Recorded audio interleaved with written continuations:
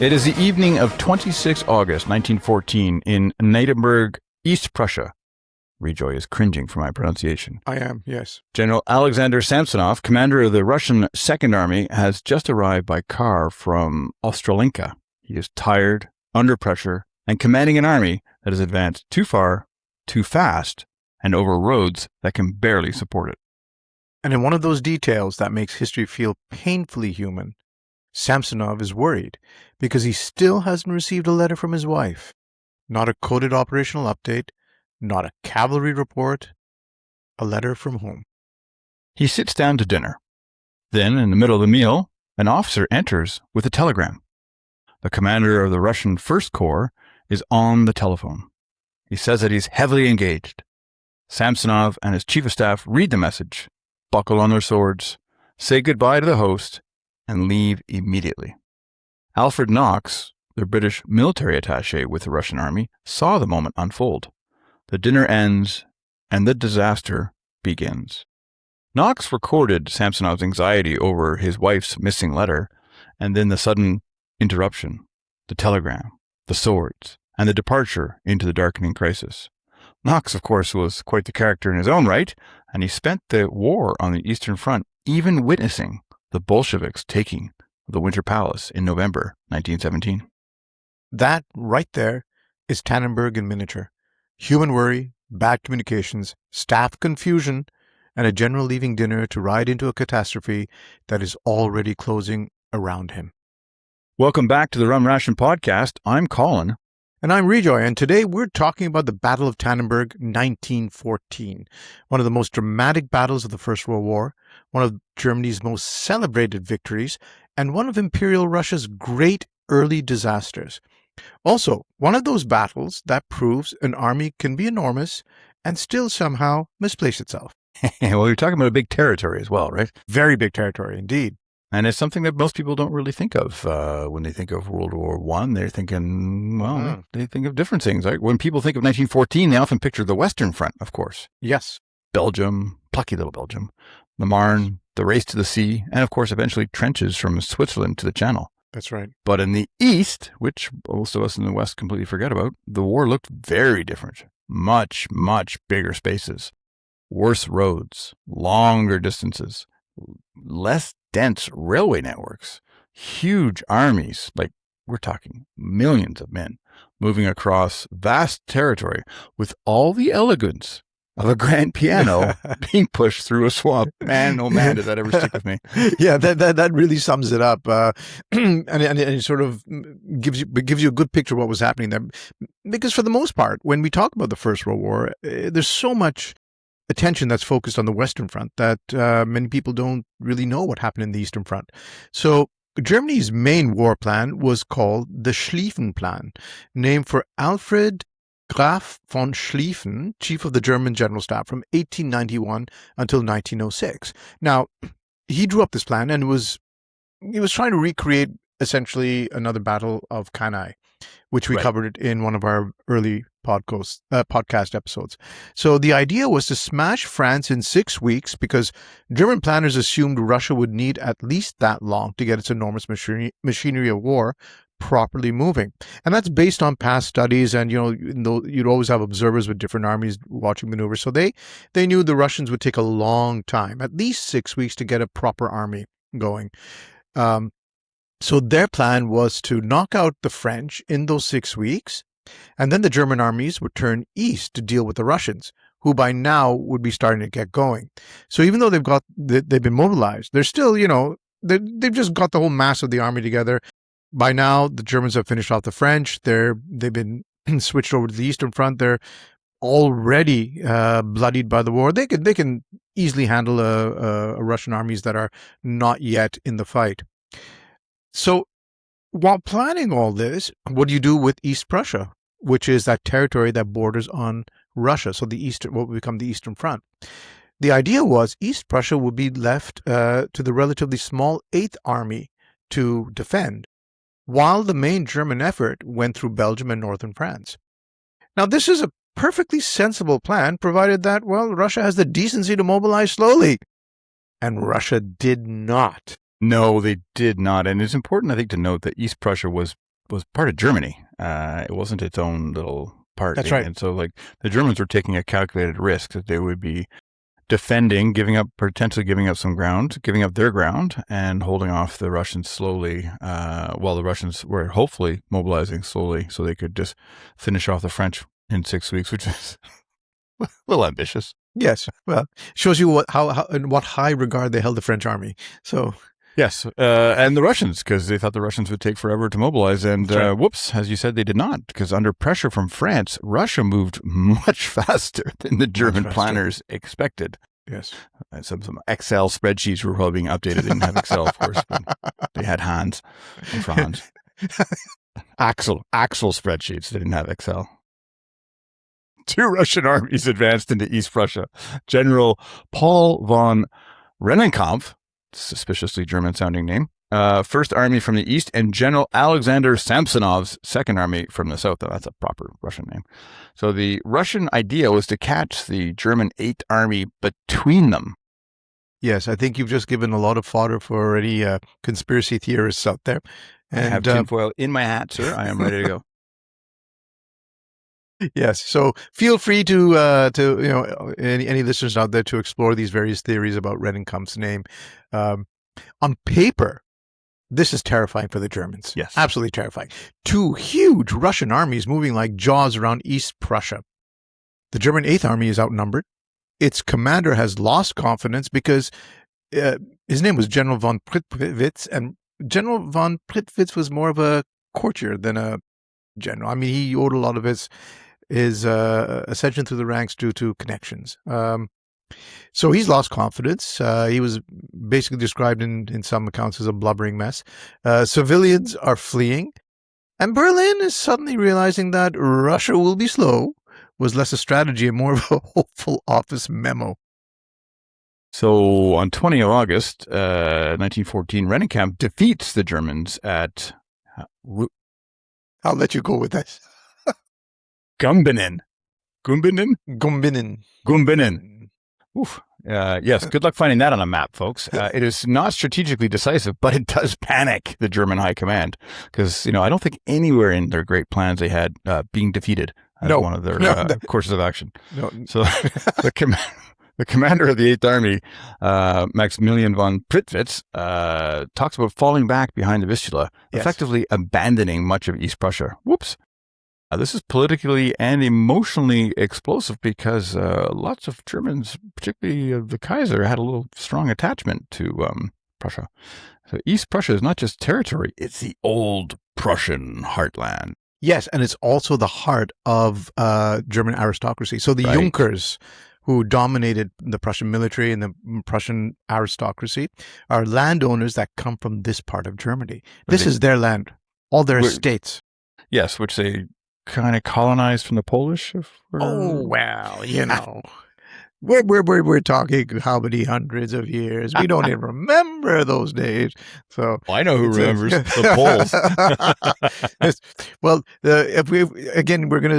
I'm going to diverge just a tad to say that the original Prussians, which goes back thousands of years, were exterminated by the new settlers. So there are no actual Prussians anymore in that sense. If you really want to get way back.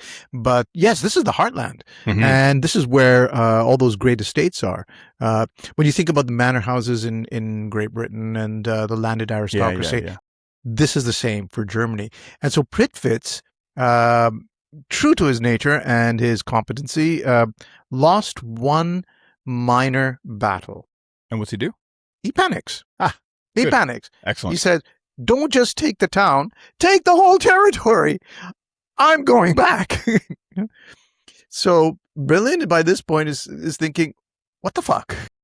That's the right appropriate response. So Berlin does what headquarters does in a panic. It changes the leadership, sends in new men, and hopes they possess, well, first of all, maps. Yeah, that'd be good. Secondly, nerves, and ideally coffee, because they're going to need a lot of coffee. Lots of coffee. Yeah. The new commander is Paul von Hindenburg, a retired general brought back into service, and his chief of staff is Erich Ludendorff, already famous for his role in the capture of Liège in their advance through Belgium. They met for the first time on the way east. This is important to point out because Ludendorff later insisted that all other versions of their first meeting, quote, belong to the realm of fiction, end quote.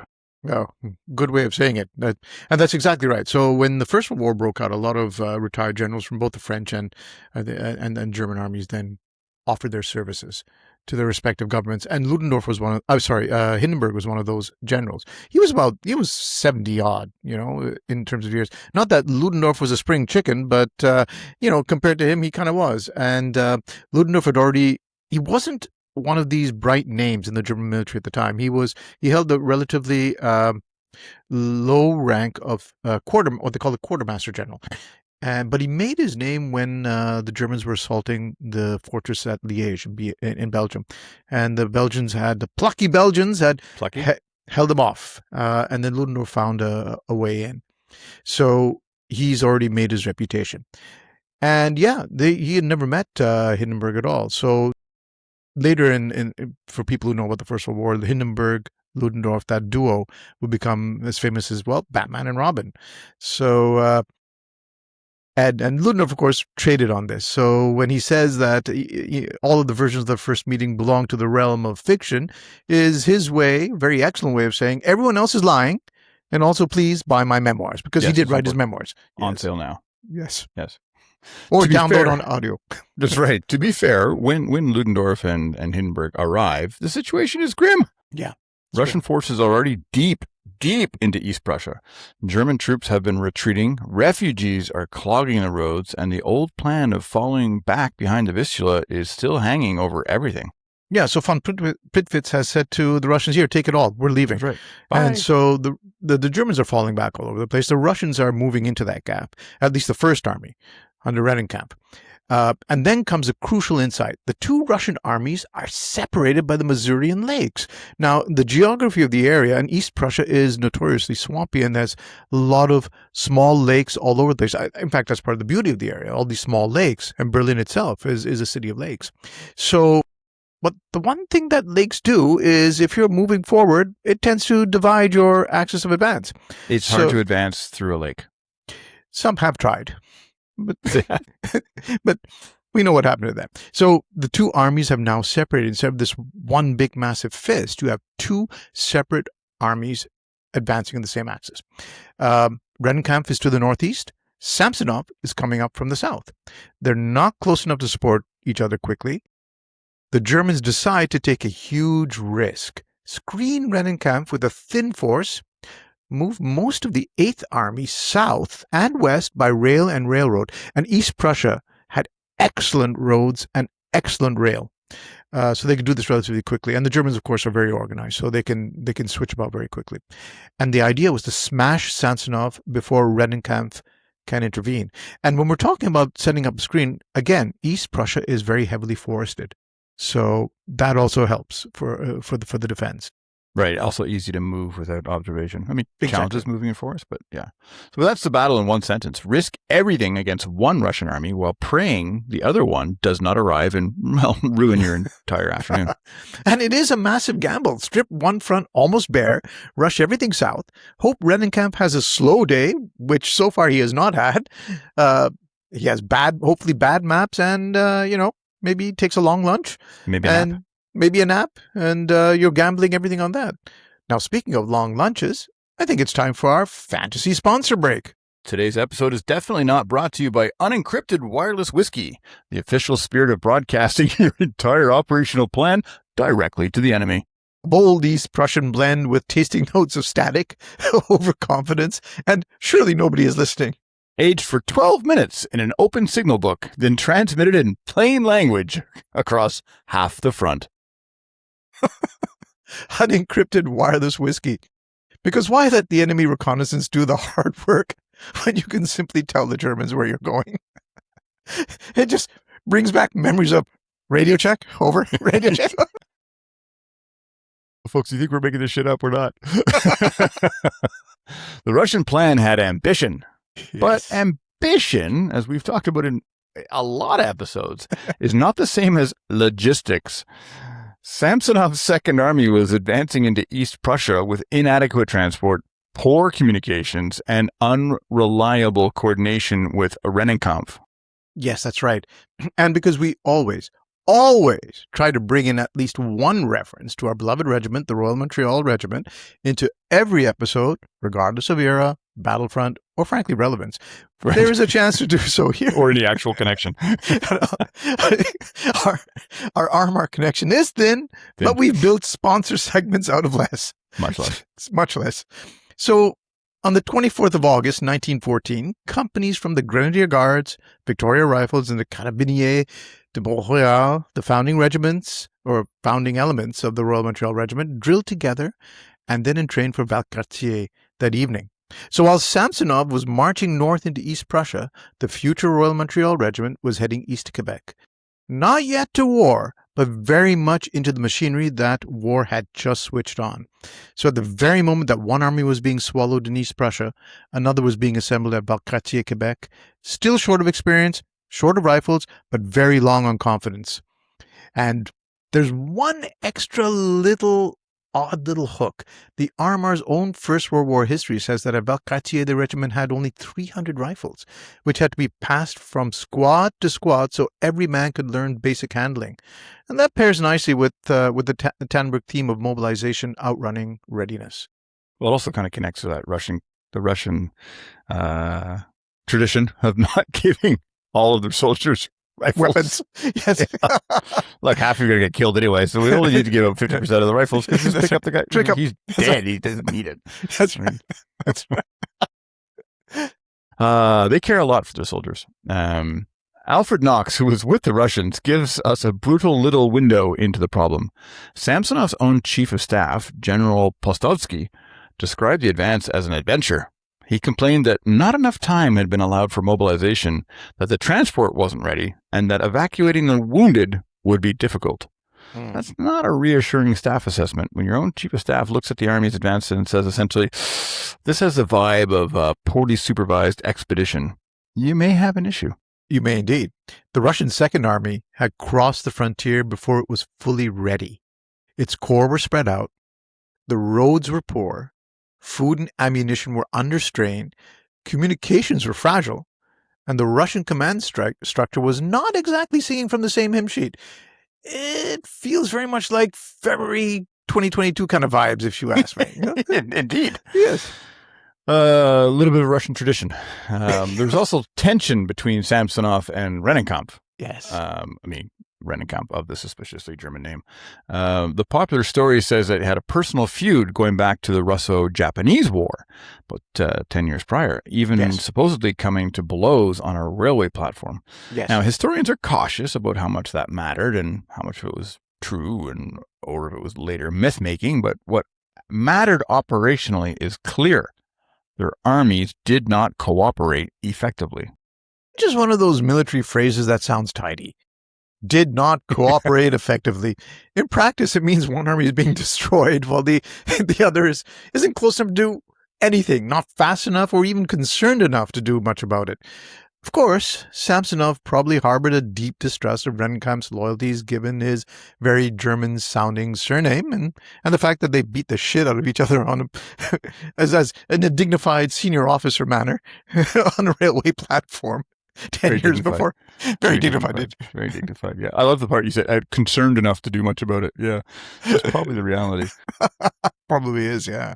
The Germans had a major advantage that you'd mentioned earlier, railways. East Prussia had a rail network that allowed the 8th Army to shift troops faster than the Russians expected. The German I Corps under Hermann von François, what's with all these foreign names? Blame Peter the Great. Okay, he had moved southwest. And then you had 17 Corps and 1 Reserve Corps came down from facing Rennenkampf, and 20 Corps held in the center against Samsonov. So here's the other thing. Whereas in the West, all the railway gauges were pretty much the same. The standard, yeah. The standard. The Russians had decided to do something a little bit different when they modernized their railways in the 1890s, which was financed by the French when they got into that alliance. They made them of a larger gauge. So within Russia, they could tool around all over the place where they did have railway tracks. The idea being that if another Napoleon came to Russia, wouldn't be able to make use of the Russian railways to move their troops around. what they hadn't considered is if they're going the other way. For plan. Very clever plan. Except, right. We might want to go the other way too. No, guys, we're going to have to walk. Yeah. So that slowed them down considerably. And I think that also, of course, plays a big role in how various Russian elements are going to be able to or not able to support one another. And, well, you summed it up, or you set it up very, very, very nicely there, Colin, about what's going on now under Hermann von Francois on the German side, moving his corps up, and all the elements are moving towards Samsonov now. And this is where Tannenberg becomes less a simple battlefield clash and more a staff college fever dream. Because the Germans are moving corps by rail and road, changing direction under pressure, trying to keep Samsonov moving forward while they hit his flanks. And they are helped enormously by Russian communications. Ludendorff later wrote that while traveling from Marienburg to Tannenberg, an intercepted Russian wireless message, see our previous fantasy sponsor break, gave the Germans a clear idea of Russian dispositions for the coming days. Yeah, that's not fog of war. That's the enemy helpfully opening a window and shouting through it. Hey, we're here. Hindenburg's memoirs also point to Russian carelessness with wireless traffic. Yeah. He later admitted how much German awareness was helped by the Russians' lack of caution in using wireless, saying it allowed the Germans to learn both the Russian situation and their intentions. I can see that could be helpful. That could be very helpful indeed. We're not going to be there. We're actually going to be over there, So the Germans are taking a colossal risk, yes, but it's not a blind risk. They know more than they should because the Russians are giving away far too much, and because German staff work is moving faster than Russian staff work can digest. And that's one thing the Germans were very, very good at, staff work. And that's also one thing the Russians are very, very bad at. So apparently. And there you are. Communications. Yes. One thing worth keeping in mind, too, is that Tannenberg is not just arrows on a map, right? East Prussia was full of civilians fleeing the Russian advance.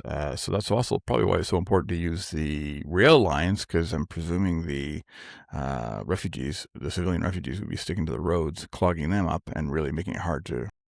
Yeah, that's right. That's exactly it. And again, that's one thing people don't realize, that we have all these pictures of when the Germans invaded France and Belgium, the civilian refugees moving away, moving west. Now, the same thing was happening to German families. In the east, they were fleeing the Russian advance. So both Hindenburg and Ludendorff mentioned the refugees. Hindenburg describes masses of helpless people carrying their belongings, pressing along the roads and hindering troop movement. Ludendorff wrote of thousands of refugees on foot and in vehicles, blocking roads behind the German formations. He said the memory of those sad sights haunted him. So that's it speaks to your point, Colin, about the refugees clogging up the roads. And sadly, these are images that would continue to occur over and over again in the 20th century. Yeah, that's for sure. Still happening today. Still happening today, yeah. That matters because the battle was fought in a living landscape, right? We talk about battlefields and we often think they're sterile and they're kind of like, I don't know, like a football pitch or yeah. It's like we're waiting for the combatants to arrive and do their thing. But no, these are villages, farms, roads, railway stations with frightened civilians, exhausted troops, and headquarters trying to impose order on a situation that just kept slipping out of shape. It's so true. It's easy to look at a map and say the Germans shifted forces south. On the ground, that means columns pushing through dust, refugees, broken information, exhausted men, and commanders trying to make decisions with a telephone system apparently made of hope and string. It's 1914. It's easy to forget the technology of the time. They did not have a WhatsApp group. No, they did not. And which, Pete Hegseth would have really been out of his element. But this is not a political podcast. It's not. So. But, okay, no. Must restrain myself. Not political. Which brings us to our second fantasy sponsor break. So this portion of the episode is not brought to you by Masurian Lake Fog Gin, the only gin filtered through confusion, staff errors, and one cavalry screen asked to do the work of an army. Best served cold in a dirty glass you can't find by a waiter who has marched 30 miles and lost contact with the kitchen. Tasting notes include juniper, damp maps, railway smoke, and a delicate finish of where exactly is Redenkamp? Masurian lake fog gin for when visibility is poor, communications are worse, and somehow headquarters says the plan is developing nicely. Yes, nicely indeed. The Battle of Tannenberg is usually dated 26 to 30 August 1914, but the name is slightly misleading because much of the fighting occurred around Allenstein, Hohenstein, Neidenberg, Uzdau, and the surrounding region. I'm just making up German pronunciations. It's probably all wrong.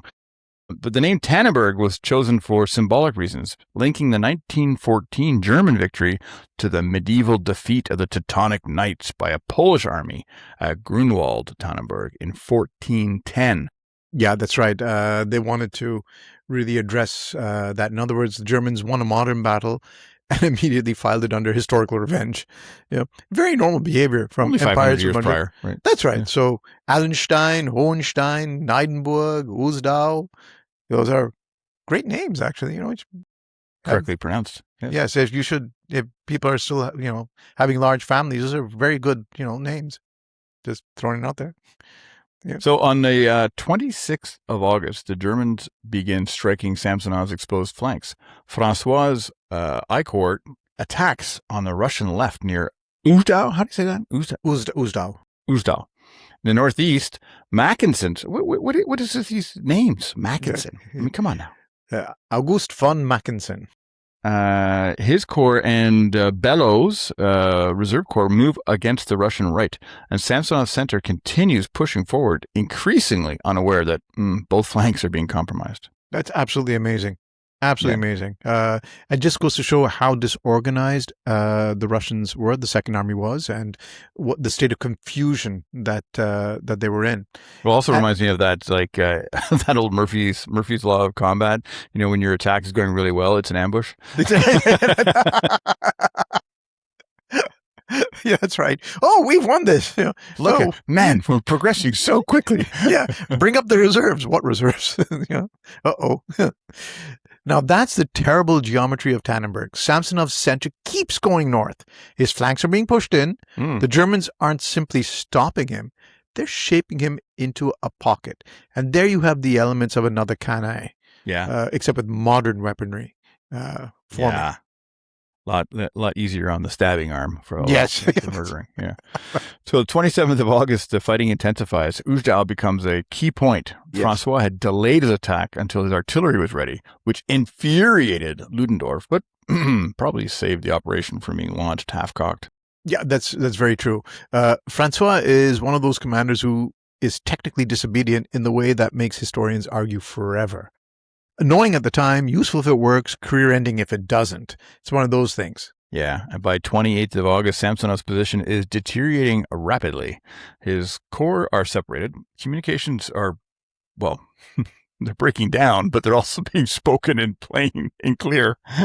And German pressure is increasing on both. I guess if the communications are breaking down, that might be helping him, because in that way the Germans aren't hearing as much as his intentions. But, yeah. That's right. True. German pressure is increasing on both sides, and Ludendorff recalled that German headquarters itself was not completely clear on the situation, which is understandable. Yes. He wrote that there was only a single port field telephone to I Corps and no communication at all with the other forces. Yeah, I mean, you're in a time now where the situation is very fluid, it's very mobile, and you're outrunning your comms. That's essentially what's happening here, and that's a situation that, I mean, the military deals with every day here now. In modern times. So you can imagine those days when you're dependent on telephone wire.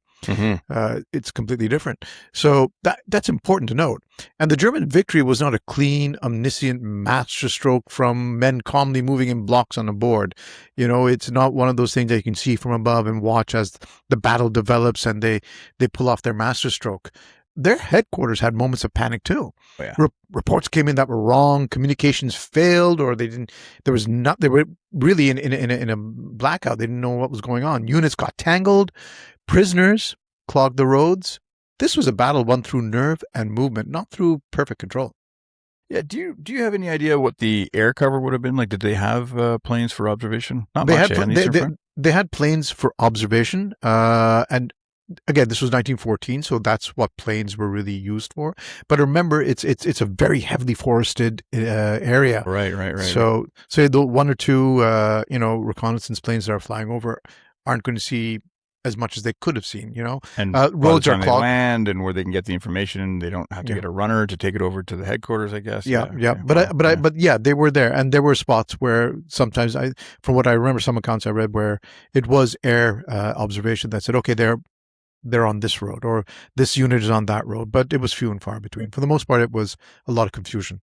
Well, speaking of confusion, if you thought things were, tense on the German side, on the Russian side, Knox's diary gives us flashes of the situation worsening. At Nedenberg, he records staff anxiety, wounded men being moved, local civilians caught in the chaos, and the warning signs that the Russian left was under pressure. He also notes an order from Samsonov telling General Artemanov's I Corps to hold on until the last man. Yet that's never a sign that things are going well. It's not a message you want to receive either. No. Hold on to the last man. In that case, pack up your old kit bag and head to the back. Yeah. I'm bucking out of here. Yeah, you're going to be the last man. That's right. It's one of those phrases that sounds heroic until you realize. Well, it basically means like you said, Colin. Headquarters has run out of options. Yeah, completely unimaginative. Yeah. By the evening of 28 August, Samsonov held a council of war and decided to withdraw, hoping to fight his way through Nedenberg. But Knox later wrote that the Russian command they'd underestimated German speed and initiative. Yeah, exactly. And that's the operational autopsy right there. The Russians thought they still had time and space, but the Germans had already taken both. Yeah, on 29 and 30 August, the German ring closed. Russian formations tried to break out through the woods and villages. Some fought hard. Hindenburg, despite the tone of victory in his memoirs, acknowledged Russian courage, writing that even in a desperate final situation, there was plenty of Russian heroism, enough to save the honor of arms, but not the battle. And that's important to take into account. This was not a cartoon of Russian incompetence. The Russian command failed badly, but many Russian soldiers fought with courage in a collapsing situation they did not create. And these were horrible conditions. Like these were horrible, yeah. Mass wave charging into machine guns, artillery crashing down. Must have been terrifying. Exposed. Yeah, absolutely. And Samsonov himself did not survive. Ludendorff wrote that Samsonov shot himself and was buried near Willenberg without initially being recognized. Knox later noted that rumors persisted that Samsonov had escaped, but the Russian Red Cross inquiries satisfied officials that he was indeed dead. Yeah, from the accounts that I've read, they knew the battle was lost. The army had essentially disintegrated by that point, and it became every man for themselves. And Samsonov was trying to get back to the border, back to Russia with his staff, and they were moving through the forest at night, through the marshes and all of that, and various members of staff got lost. I mean, it's the middle of the night. There's no light.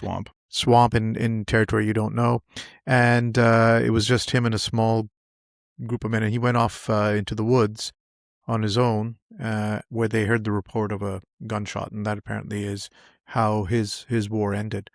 So that takes us back to this opening image: Samsonov at dinner, anxious over a letter from his wife. Within days, his army was shattered completely, and, well, he was dead in the woods. The human scale and the historical scale collide horribly at Tannenberg. And I think the way you opened up this episode by describing that scene and how we're ending it here with this is what happened, it sort of gives you pause for thought to see just in a matter of a few days and some hours how everything changes for so many thousands of men.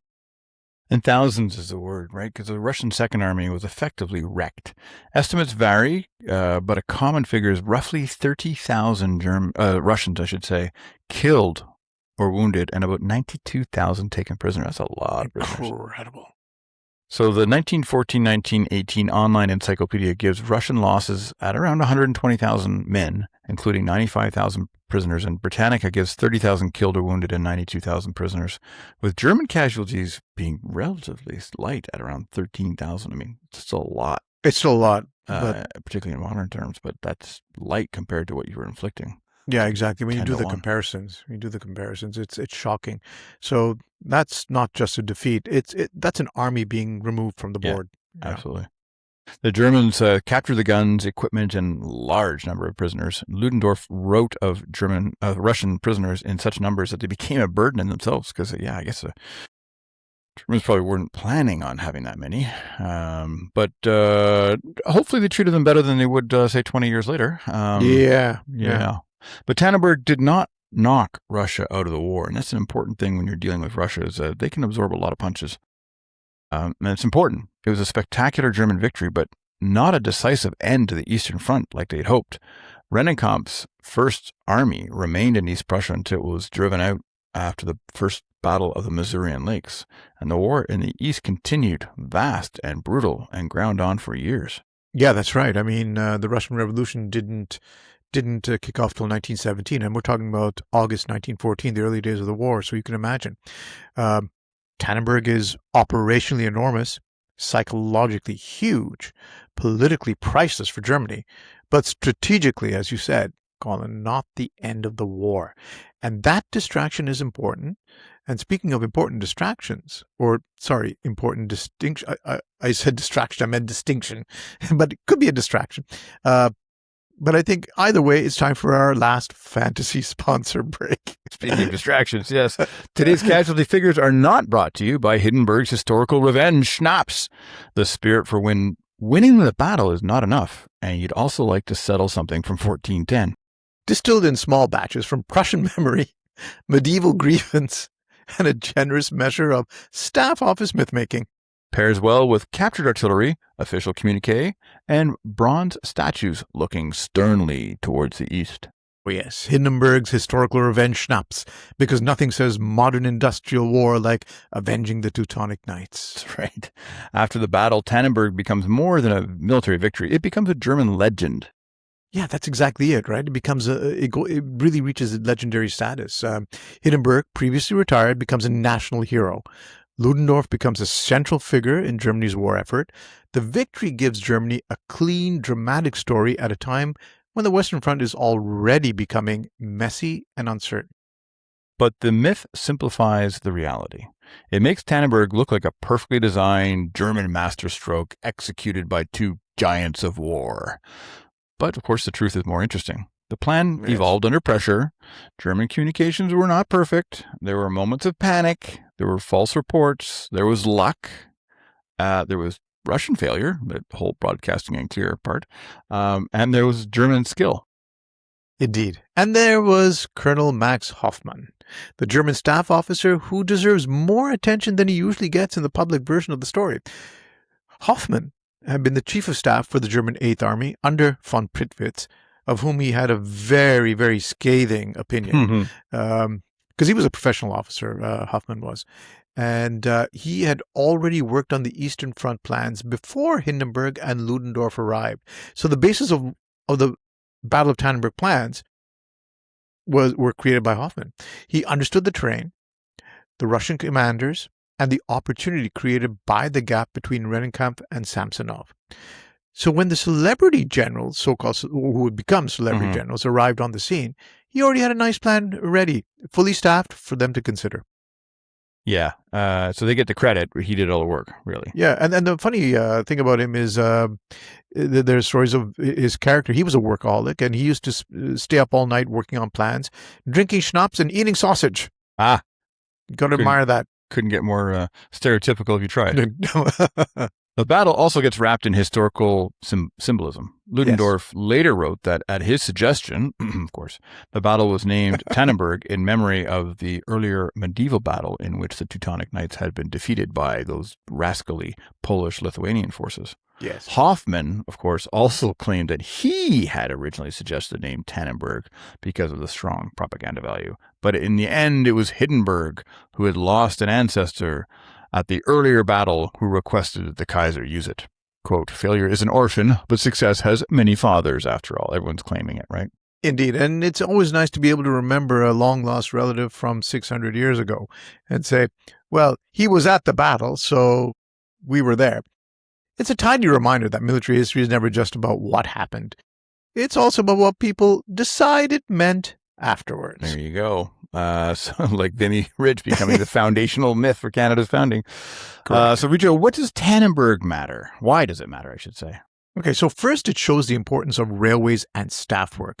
And you, of course, have been to staff college yourself. You know Yes. the whole idea of the importance of staff work. The Germans shifted forces rapidly and concentrated against one part of the enemy.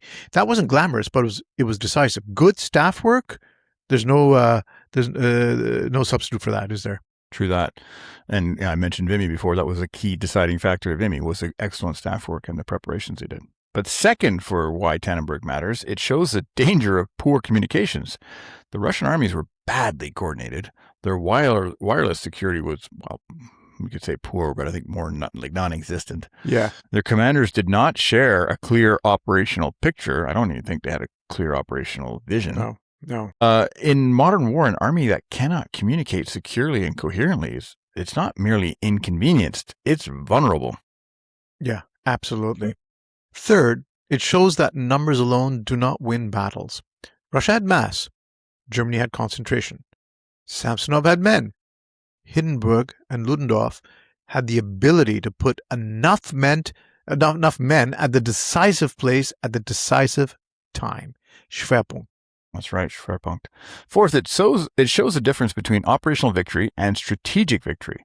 Tannenberg was a triumph, but Russia remained in the war. So Germany still faced a two-front problem. Whoops, so much for knocking out the Russians knocking out the French in 6 weeks. That's right. Then taking the time to, yeah. So in fact, the pressure in the East helped pull German attention and resources away from the West. And finally, it shows the human cost of command failure. Bad plans do not die in headquarters. They die in forests, villages, fields, and, well, prisoner columns. That's a really good way of putting it. Yeah, Tannenberg is often told as a German victory story, and it is that. But it is also a Russian tragedy, an East Prussian civilian crisis, a lesson in communications, and a warning about what happens when ambition outruns logistics. It's a battle where one army walked into a trap partly because it was ordered forward before it was ready, partly because its commanders could not coordinate. Maybe there's an element of also refusing to coordinate. And partly because the enemy was faster, better informed, and willing to gamble. Yep, that's important. Samsonov's Second Army entered East Prussia as one half of a giant pincer. Yeah. But within days, it had become the thing that was being encircled. Yeah, Colin, I think that might be the most brutal lesson of Tannenberg. In war, the map doesn't care what your plan was supposed to be. Yeah. It only cares where your troops actually are and how fast they can move and whether the enemy knows it before you do. Well, thank you, folks. It's been a long episode, and thank you for listening to this episode of the Rum Ration podcast. If you enjoyed this episode, and let's face it, if you made it this far into the episode, then we know you did. Don't forget to like and subscribe and share with a friend who loves military history or at least enjoys hearing how badly things can go when no one reads a map properly. If I remember correctly from our days in Gagetown, that's an issue you're quite familiar with, aren't you, Rejoy? At least said on that subject, the better, I think. I think I'm the epitome of the old saying, nothing is more dangerous than an officer with a map. Join us next time when we continue proving that military history is mostly people making confident decisions with incomplete information and then naming the disaster after the nearest village. Until then, cheers to history.